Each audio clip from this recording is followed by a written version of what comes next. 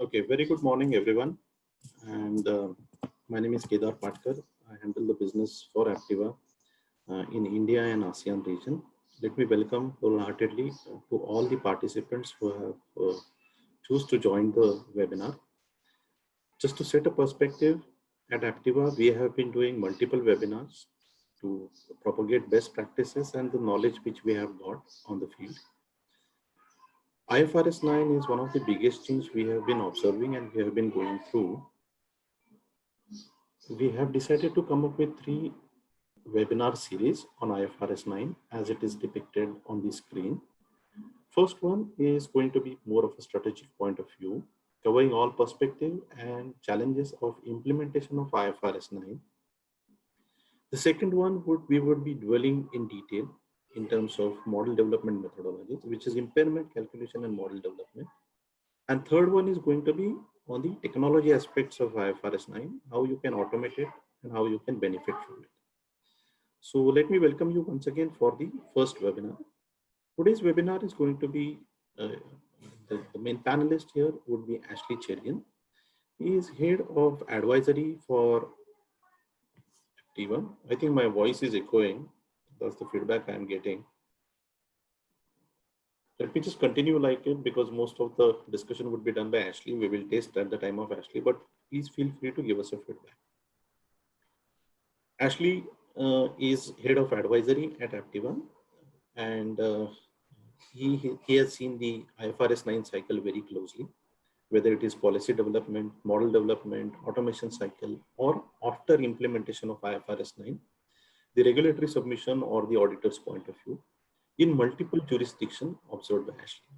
She is the best person to comment on the IFRS 9 planning, do's and don'ts, and best practices. So with this, let me hand it over to Ashley and over to you. Thanks, Kedar, for the introduction. Good morning, everyone. So we're going to talk primarily about implementation challenges that I have seen very closely as part of several IFRS 9 implementation. I've been fortunate to be part of the last couple of years. So what we've seen is over the last couple of years, various jurisdictions have taken their own sweet time and their own set of modeling methodologies, IFRS 9 frameworks, etc., to transition to the new IFRS 9 regime. But what we're trying to do today is try and give you a sense of the challenges that banks face in making this move to IFRS 9. Try and talk about issues that we've seen as part of these implementations. So, I'm going to jump right into the session. We have the Q&A opened up. So if you have any questions, we will take them towards the end of the session, but please feel free to send over your questions over chat or over the Q&A section of the webinar. All right.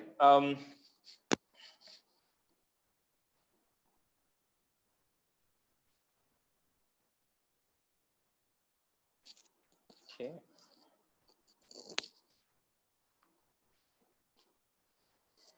What we'll primarily be trying to cover today as part of the entire talk, which will be for the next 40-45 minutes, is talk about 3 major issues that we've seen as part of the implementation program.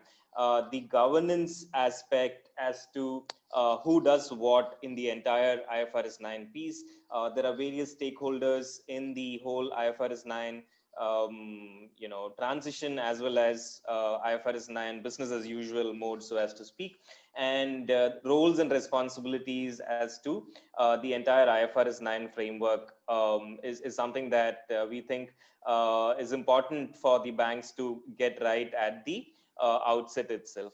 The second part is with respect to the modeling methodologies. All banks have certain modeling methodologies and modeling infrastructure in place at the while they're transitioning to IFRS 9. So, what is the best way to sort of utilize the models in place and we'll talk a little bit about certain modeling challenges, although we have a dedicated session, which is webinar 2, which we'll do in over the next couple of weeks, talking specifically about methodology challenges when it comes to IFRS 9 implementation.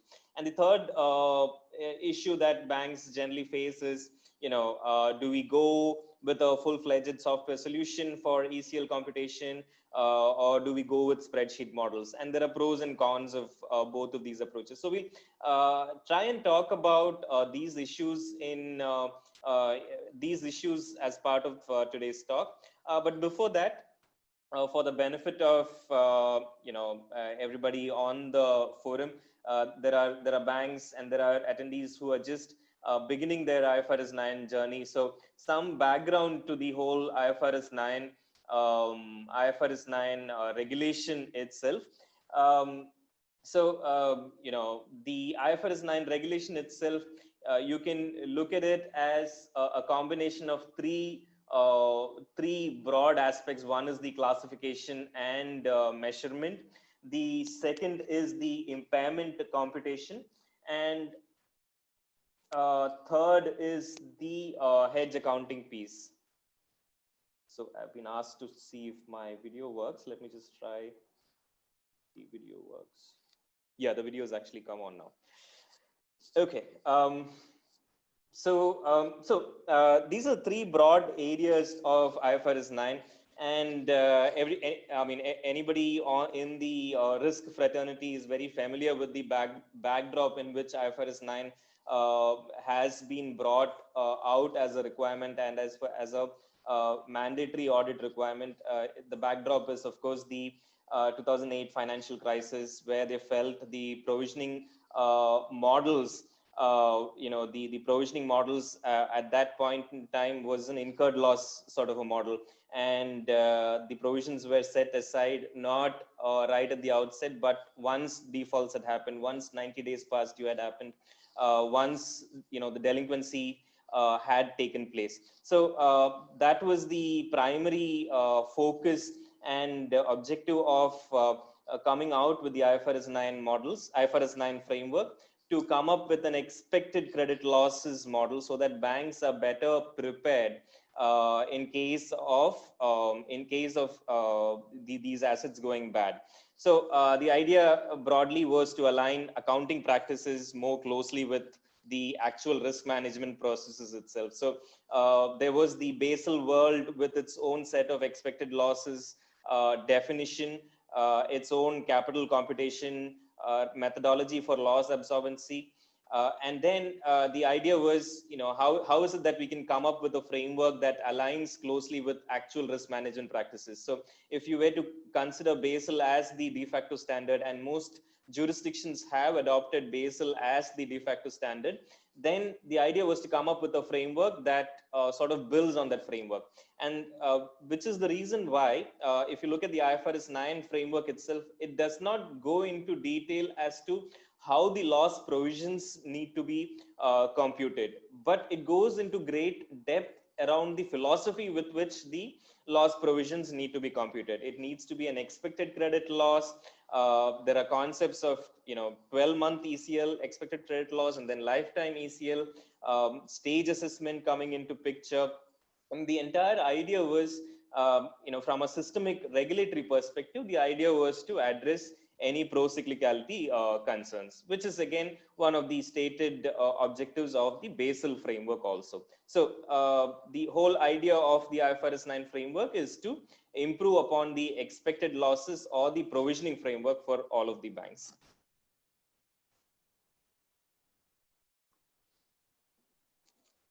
So,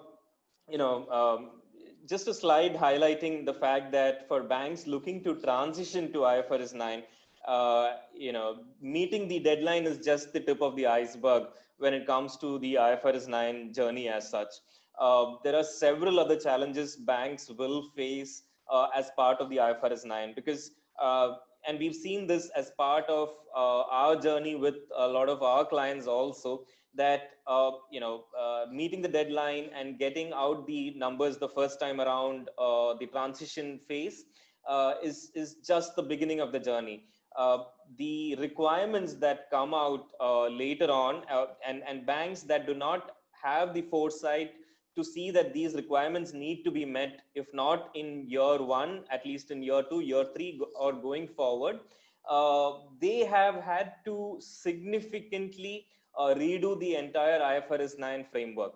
So the whole idea of today's talk is to try and give a sense of what these challenges are once you meet the immediate deadline in taking IFRS 9 into business as usual mode, and talk about various perspectives. There are one internal pressures that provisioning numbers need to be generated in time on initially a quarterly basis, but then eventually it needs to move into a at least a monthly basis. So you need the tools and capabilities to be able to generate this at predetermined frequency, and the frequency will keep increasing over a period of time. So the tools and capabilities that you choose to build on right at the time of project IFRS 9 project initiation has to be adaptable to meet with the other emerging requirements, so as to speak. The other challenge, especially for banks that are just starting, is that they're not aware of the best practices that sort of need to go into an IFRS 9 framework. So with the benefit of 2 years of having worked on 2 to 3 years of having worked on live IFRS 9 projects, we can say that the best practices have sort of reached a point of stabilization at this point in time. But back in 2018, the best practices were dramatically evolving, and there was a lot of time spent in choosing methodologies that will meet with various requirements.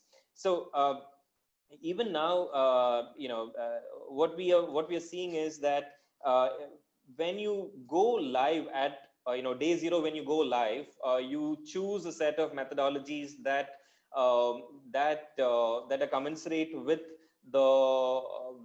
the availability of data, with the kind of sophistication of the other risk infrastructure with the bank. So that's how you go live. But then you will find that there is increasing pressure from both the regulator as well as the auditor to improve the quality of your implementation, which is referred to here as high quality implementation. So banks that prepare for a high quality implementation right at the get go are in a much better position versus banks that choose to go with meeting the deadline as the sole objective of the IFRS 9 program, in which case they'll find that within a few months itself, they'll find that several other requirements of IFRS 9 they struggle to meet.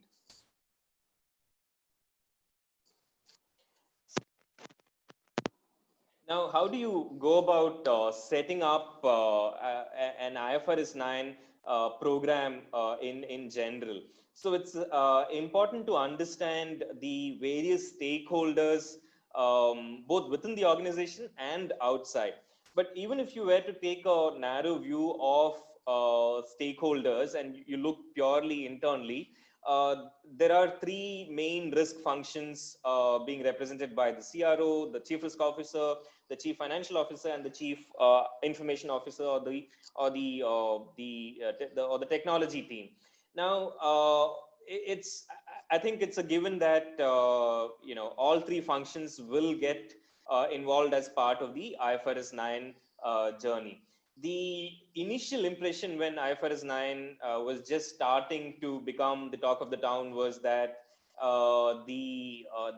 it's a provisioning related requirement, it's a purely finance related requirement, and it took a while for banks to come around to the fact that it's not just a finance requirement. There's significant effort that needs to go in from the risk organization and the technology teams to make this a success.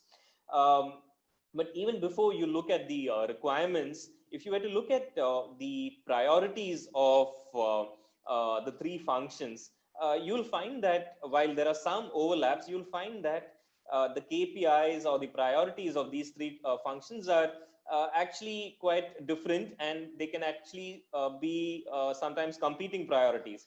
The CRO, for instance, is most keen on ensuring quality of assets.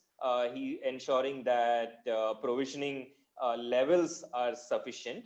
But now with IFRS 9 coming into picture, and because IFRS 9 is a more risk sensitive model, the expectation is that risk be deeply involved in providing the inputs that finance can use as part of the provisioning. So the expected credit losses number and the methodology choices, the CRO's team has to take a decision on that. So these are the two primary objectives that the CRO has to ensure asset quality, ensure sufficient provisioning levels, and to ensure methodology choices that he makes are stable, are scalable, will meet with regulatory requirements, will meet with auditors' requirements. The CFO, on the other hand, obviously he's very much aligned with the CRO's requirements, but his key focus is on ensuring the provisioning levels do not adversely impact profitability, and his and the ROA that he has to um, report back to the stakeholders. Audit management and engagement with the auditors, the board audit committee, that's typically a domain that traditionally the CFO function has taken the lead on. He's also involved in ensuring that all of the costs as part of the IFRS 9 program is budgeted in, and there's sufficient budget being provided for IFRS 9 needs, and this has to cover both the CRO and the CIO's functions, obviously. And then there is the explaining the results. So as I was saying, day zero when you go live is just tip of the iceberg, right? Several demands get placed on the bank from various stakeholders to explain how the results were derived, and to explain as you go forward, to explain how the results have changed over the previous run, over period on period, um, and to attribute those changes to changes in methodologies, to changes in portfolio construct, to changes in macroeconomic conditions, and such like. So while the overall objectives are aligned, the perspectives are fairly different. And the CIO's function comes in obviously when you make a decision on what kind of technology infrastructure you want to go with, the data management part of this, to what extent are you looking to automate the entire process, the technology options that you choose, whether it is in-house built, or if it is a vended solution that you're going with, that it aligns with all of the ITs, that it aligns with the overall IT strategy in general. So the job of an IFRS 9 coordinator, if I may put it that way, is to manage the expectations of all of these stakeholders, ensure all of their requirements are met, that he does plenty of liaising between all three functions, and that he doesn't lose sight of the end objective, which is compliance with IFRS 9, while moving this entire project forward. So, and we'll talk a little more in detail about how you can go about setting up governance structures to make use of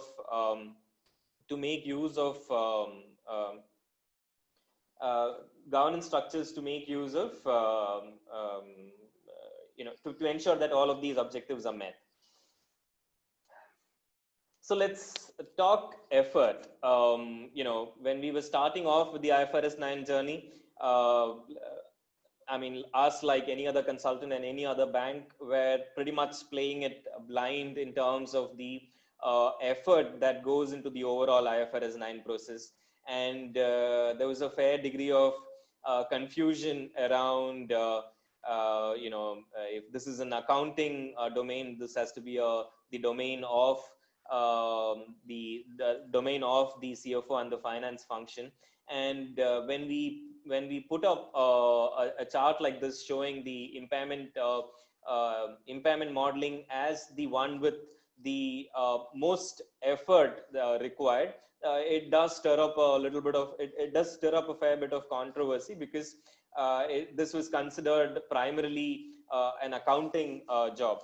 But once banks had done the reading and the gap analysis and had created roadmaps, that's when they sort of came around to the fact that in terms of effort, there is absolutely no doubt that the impairment modeling requires the most amount of effort in terms of resources, in terms of man hours, and in terms of time spent in generating the results also.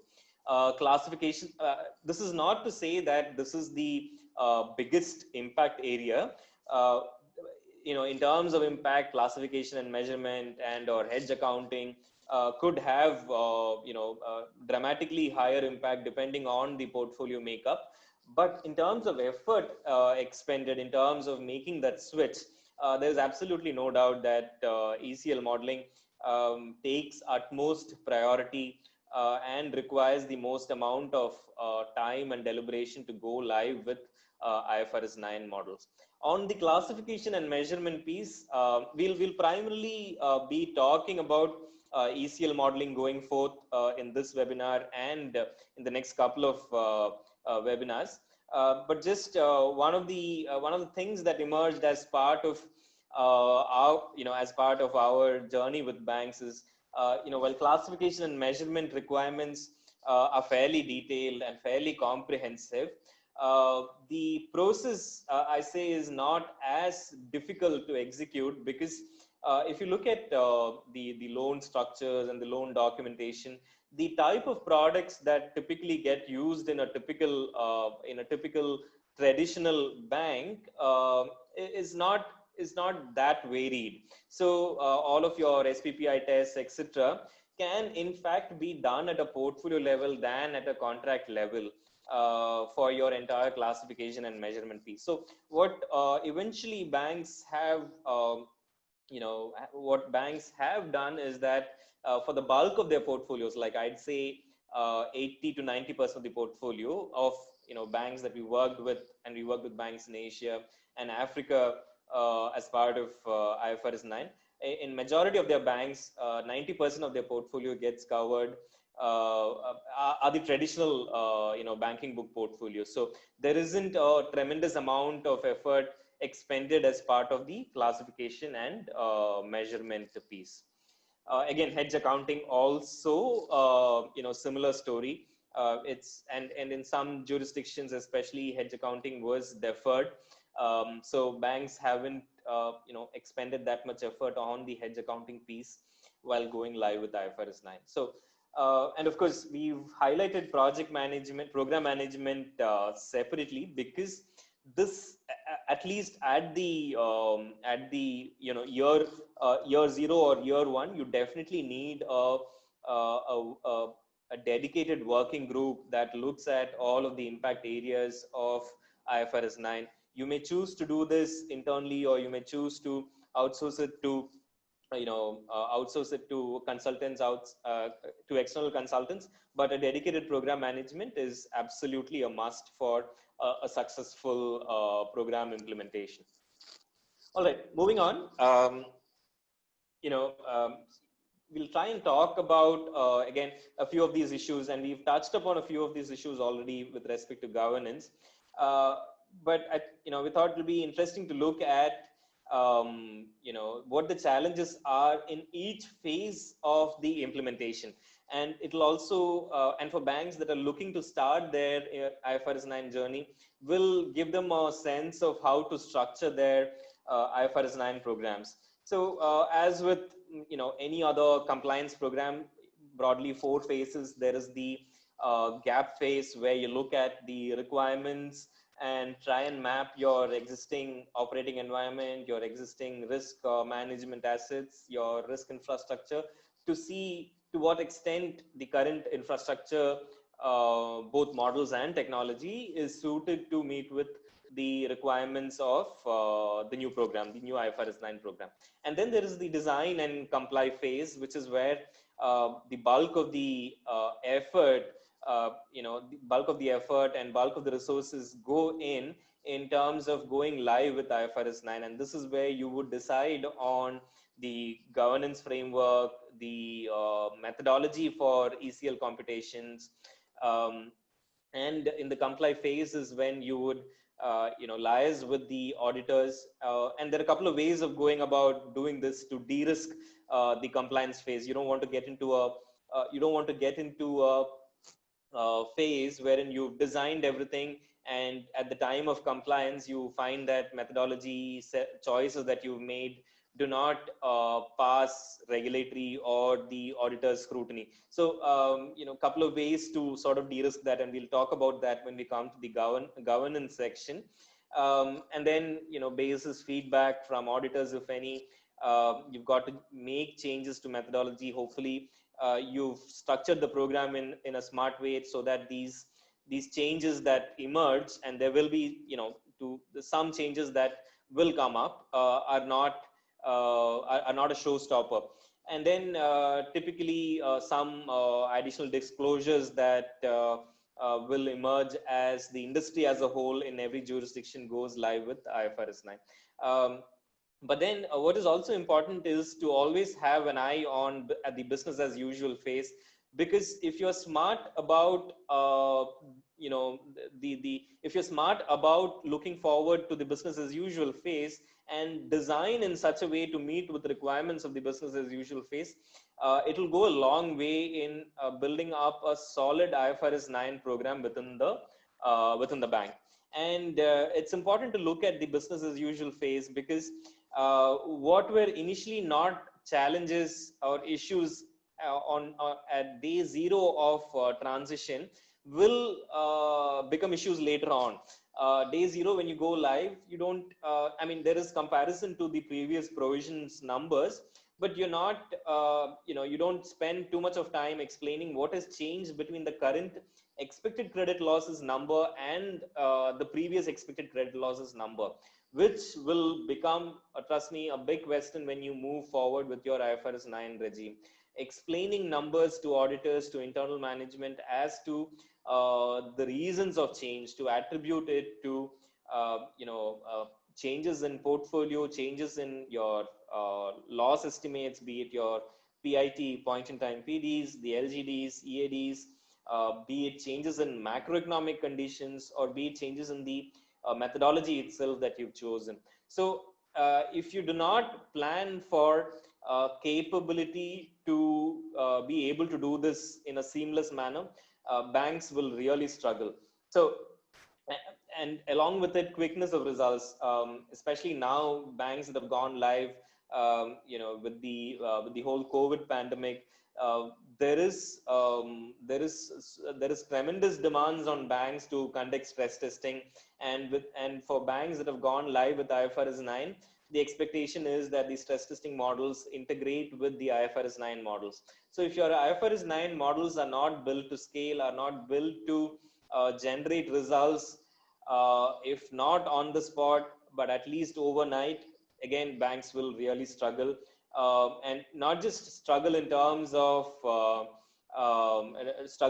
spending a few more man hours in generating results, but the fact that it takes so long to generate results naturally invites the scrutiny of the regulator. The regulator, of course, is trying to ensure that other best practices like risk data aggregation and reporting are implemented as part of good risk management practices. So to not be able to generate these results very quickly goes against the tenets of any of the reporting related best practices.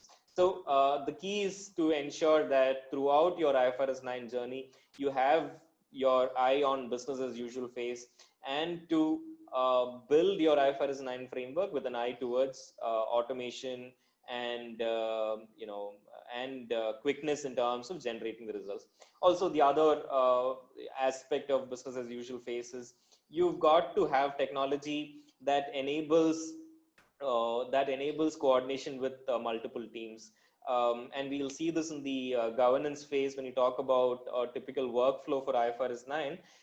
There are multiple teams that are involved: finance, risk, internal audit, business, external auditors, the regulators, and various divisions, various lines of businesses, and various risk divisions that get involved as part of the IFRS 9 journey.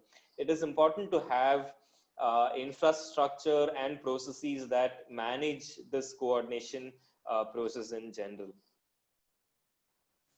So a slightly more blown up version of what you would look at, and we'll not spend too much time on this particular slide. I'd urge you to just look at just the highlights alone as to what areas need to be covered as part of a IFRS 9 program. When we talk about expected credit losses model in the next webinar, we'll go into detail around into many of these boxes. But key highlights: you've got to look at policy and reporting. You've got to have in place strong policies and procedures to ensure that all stakeholders are aware of the SLAs. They know at what predetermined frequencies the IFRS 9 numbers get generated. And for ad hoc reporting, if the technology support is actually not available in the initial phases, that they be prepared for ad hoc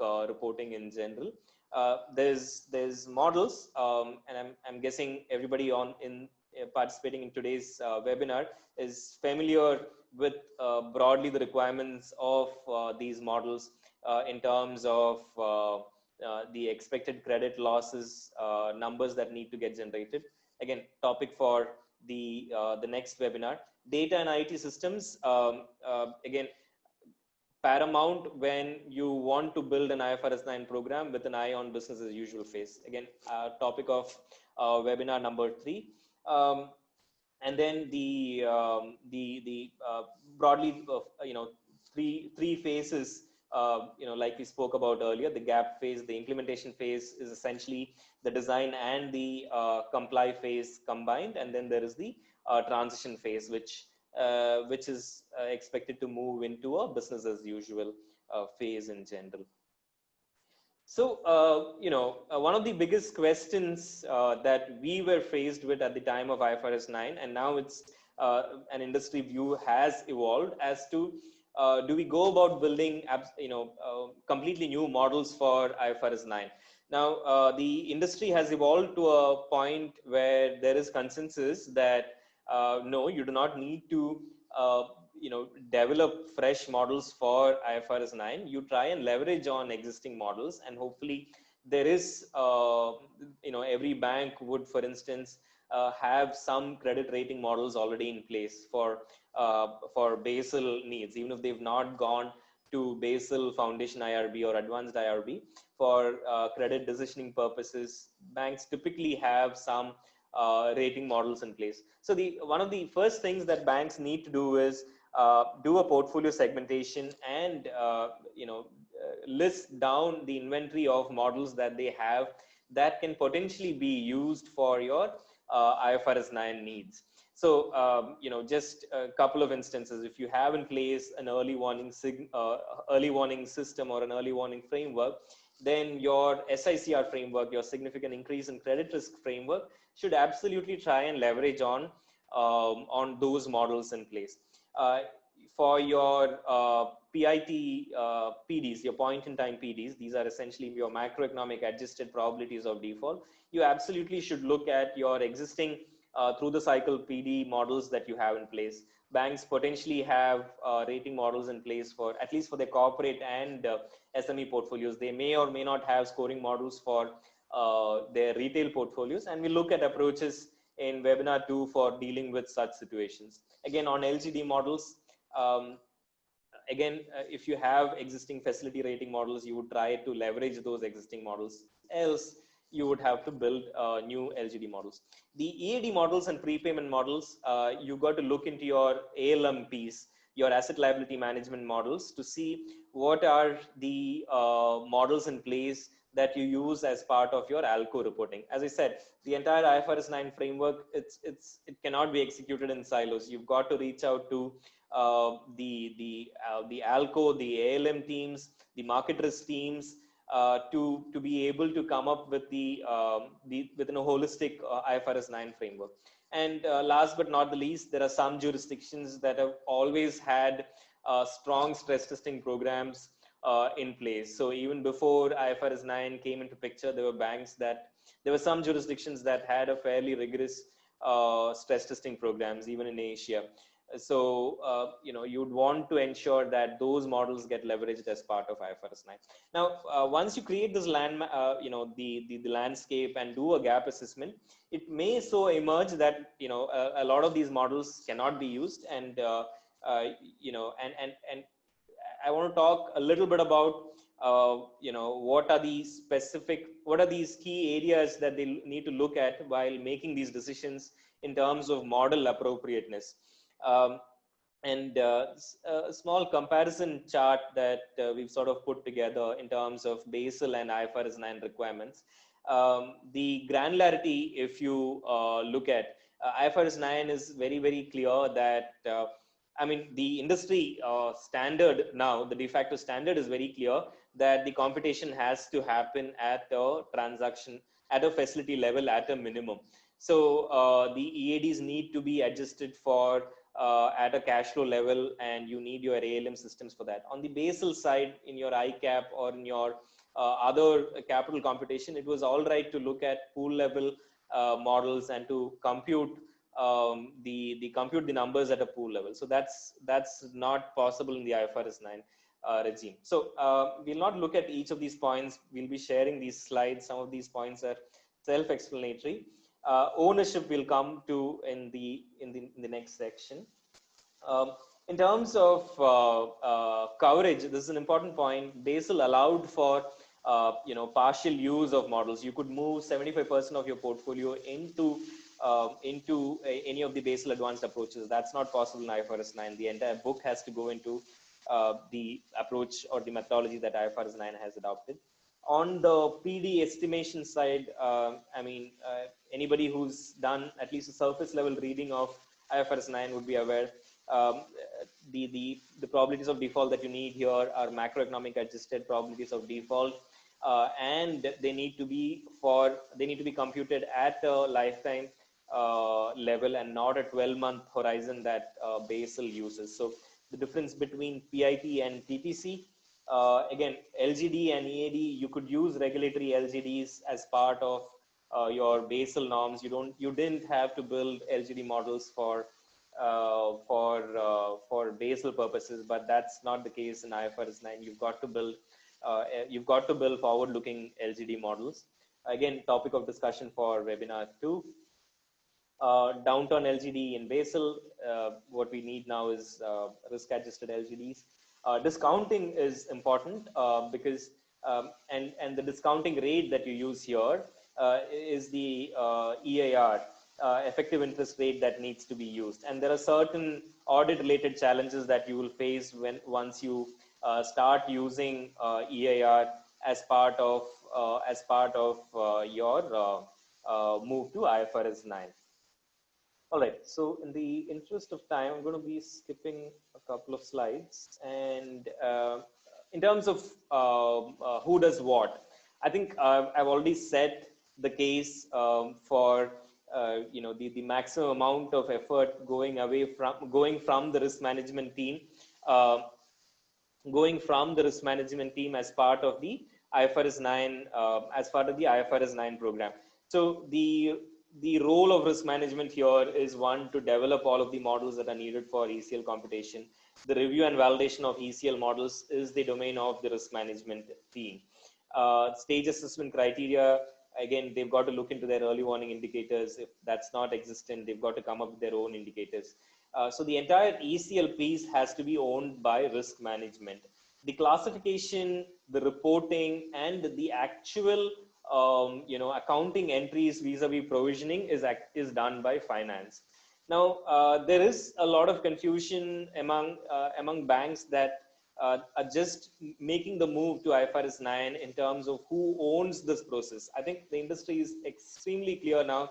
If finance is the one that's building these models, they are bound to be non-risk sensitive. They typically take a broad brush loss rate kind of an approach to provisioning, which may at times pass regulatory muster at the time of transition, but later on it will create a lot of issues for the bank. The ideal process is for the risk management team to be involved as part of, to be deeply involved in the IFRS 9 program to ensure that the ECL models are owned by them. The ECL is actually risk sensitive. The risk related in modeling infrastructure that it gets used as part of IFRS 9. Another key area of confusion when it comes to when it comes to the whole governance piece is the role of the external auditor also. Now, obviously, there's a fair amount of fear in the time at the time of transitioning that how do we ensure that the models that we are building pass the external auditors requirements, and some jurisdictions have in fact gone to the extent of employing the external auditor to build their IFRS 9 models. So, I mean, I think it's some. I mean, the bulk of the jurisdictions that we worked in, the regulators have clearly come out and said that that's definitely not good governance practices for the auditor to be developing the risk models in itself. And in fact, a lot of the times the auditors themselves say that I mean it's part of there's a conflict of interest in terms of the auditors themselves developing the models. So how do we de-risk this process? As we were speaking earlier, when you once you build the models and design the models, when you go to the comply phase, you don't want to be at a stage where the auditor at that point raises issues. So in our engagements, we've taken a couple of approaches. One is to create a buffer period to ensure that there is sufficient time for feedback from the auditor, and to ensure that the changes from the auditor happen in that particular buffer period. But that again is a risky proposition, so as to speak, because what if the changes required by the auditor are so vast that you don't have sufficient time to go live with your IFRS 9 numbers. The other option that banks have, and this is also something that we've encouraged our bank, our clients to do, is to engage with the auditors right at the outset, to send over working papers, methodology related papers to the auditors at the beginning of the design. I mean, the beginning of the project itself, either at the design phase itself, so that the auditor can provide his comments at that point in time itself, and any course correction, if at all, can happen at that point.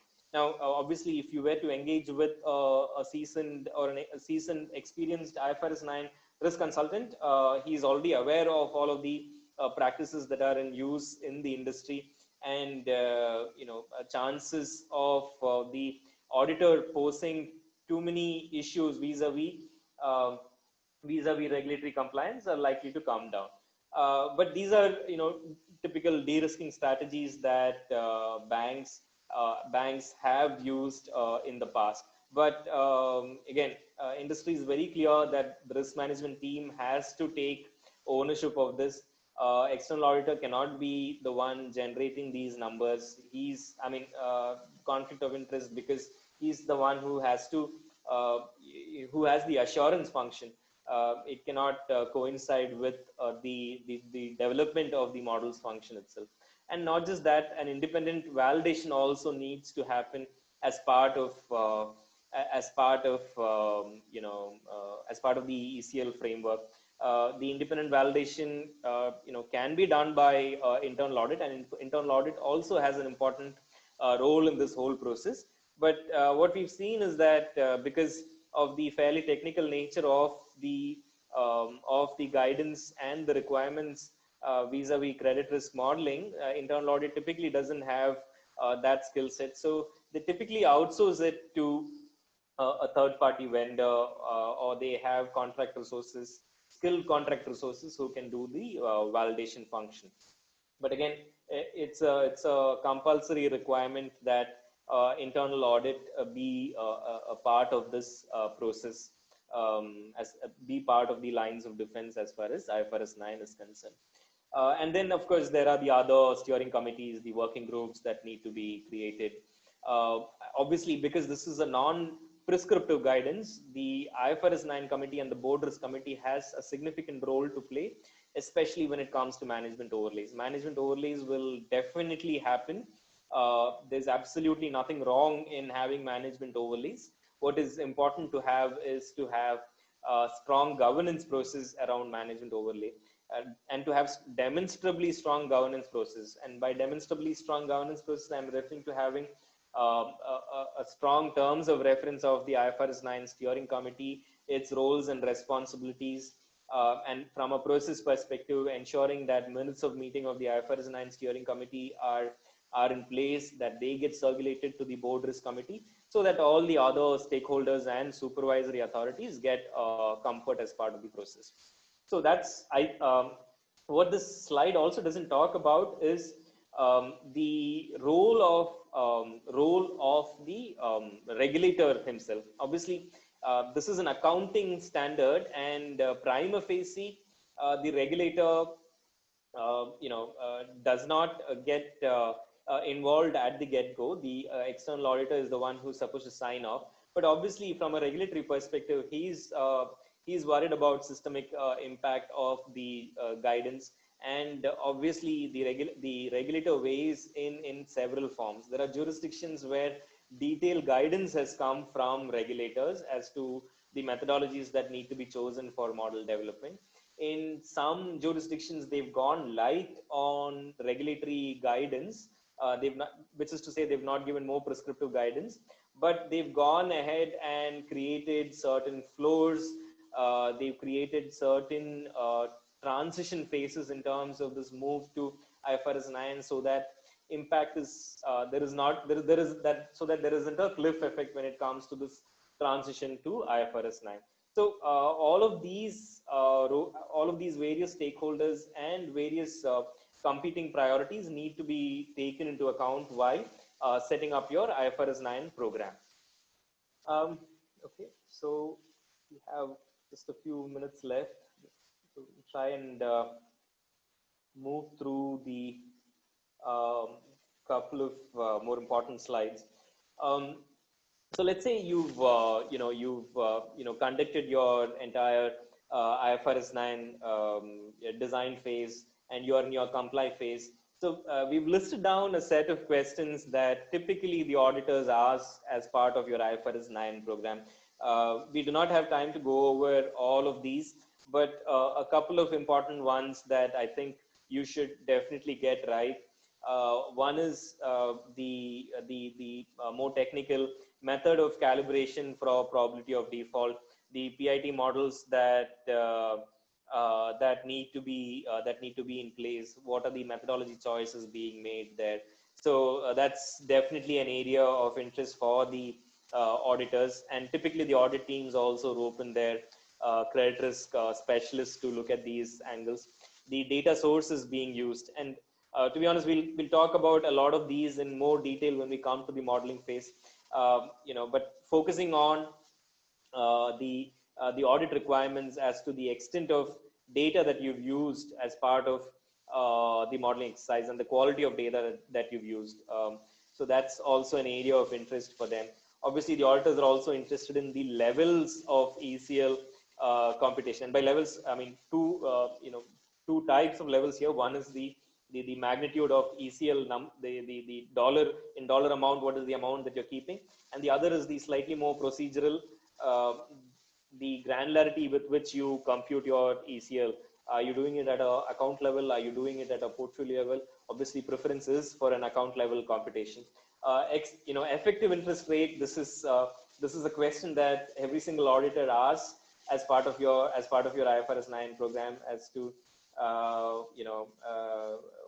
what is it that you're using for effective interest rate. And it's interesting that they ask this, because EIR, to be honest, is not an IFRS 9 generated requirement. EIR is something that has always been in place even pre IFRS 9. So, but with IFRS 9 coming into picture, that has that has been brought into a lot of focus.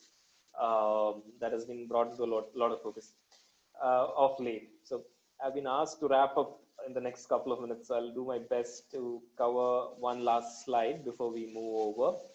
Um, I want to leave you with certain requirements that you will eventually end up trying to tackle as part of your business as usual phase. And a lot of it relate to questions of explainability that I was talking about. These are typical questions that banks ask as part of their vendor selection, as part of their IT solution implementation. So technology choices that you make are extremely key. You need to ensure that the technology choices you make as part of your automation process are sound, are scalable, and it cannot run in a batch mode. It should not take hours for you to be able to see results. As I say, the aspiration should be to generate ECL results on the spot. Overnight ECL results is, to be honest, if you're preparing for that, the IFRS 9 program is being designed to fail. So you've got to prepare for on the spot ECL results, and that should be the requirement while you make your technology choices. But that being said, one of the other important aspects you also need to look at is, do we look at, do we go with a spreadsheet model, or do we go with a full-fledged IT solution? So, a number of IT solutions are available in the market. We also have an IT solution, obviously. But that being said, it's important that clients take an important decision while they set about engaging with vendors, and the timing is also important. If the models are going to be in-house built, it is important to make the important model methodology choices and to understand the data flows that those methodology choices will result in while making the decision as to whether to go with a spreadsheet model or to go with a full-fledged software solution. Because without the methodology choices being made, if you go with an IT solution and an IT implementation, it's a recipe for disaster. The methodology choices cannot be put in front of the IT solution cart, so as to speak. Redundancy and regularity. Redundancy, obviously, we're talking about existing infrastructure in place. How do you dovetail new infrastructure with the existing infrastructure? And regularity is essentially taking into consideration the frequency with which you will need to generate the results, at least on day 0 and day 365, 1 year down the line. What will be the expectation there?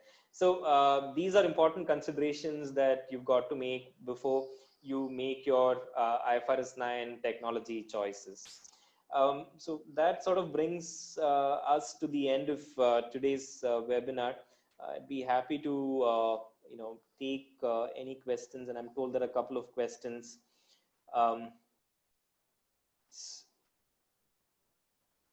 So yeah, one of the questions is with respect to the relation of IFRS 9 and stress testing. Interestingly, I did have a slide that talks about IFRS 9 and stress testing, and I'll be sharing the slide. As part of today's publication. Let me just bring up. So if you look at this slide, if you look at these stress testing models and IFRS 9 models, there is a whole host of similarities in these two models. The goal of stress testing and for IFRS 9 is to, for instance, establish relationship between your loss norms and your macroeconomic conditions. You've got to obtain projections of IFRS 9 variables as well as projections of your stress testing parameters. And the sources are debatable. You could get these sources from your regulator for your regulatory stress testing, or from a third party data or a forecast provider. But again, the forecasts need to be available, and there are banks that have in-house chief economists who provide these forecasts, not just for baseline but also for your other requirements of stress testing as well as for IFRS 9. So stress testing, typically you go with a three-pronged: mild, moderate, severe scenario, whereas on the IFRS 9 side you've got to have an upturn scenario also. So a lot of similarities when it comes to IFRS 9 and stress testing, and in fact it is seen as a risk management gap if you have separate models for IFRS 9. And we've seen this with other jurisdictions. Year one, it's not a focus area, but by year two, questions are already being asked in terms of alignment and integration of your IFRS 9 models with your stress testing models. And not just stress testing models, your recovery planning has to align with your IFRS 9 models. Your price take into account IFRS 9 models. So which is why I was saying IFRS 9, the changes are wide reaching, and all of these alignment issues also need to be taken into account. Your ICAP process needs to reflect the IFRS 9 models. So all of these aspects need to be taken into account while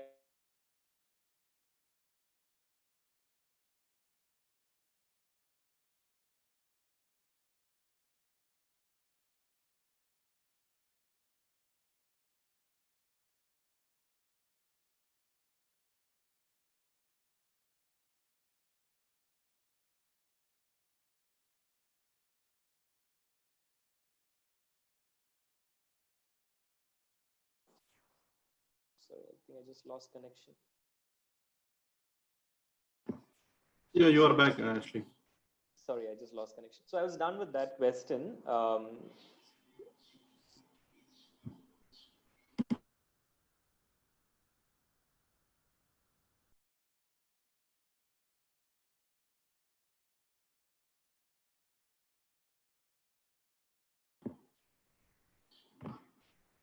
I can see there are a few more questions lined up as well. As we are running out of time, we may take these questions one-on-one with selective set of customers.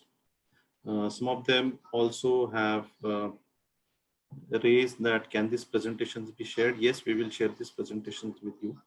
Apart from that, some of these webinars would also get published on the YouTube channel of Aptivaa.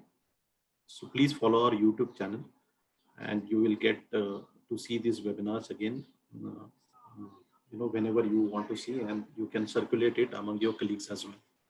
So as we're shooting the time, let me just conclude the session here. Let me thank all the attendees from India and ASEAN region who have joined for this session. And as mentioned, please wait for the next round of webinar, which is coming up very soon. We will come back to you with the invitations. Thank you so much.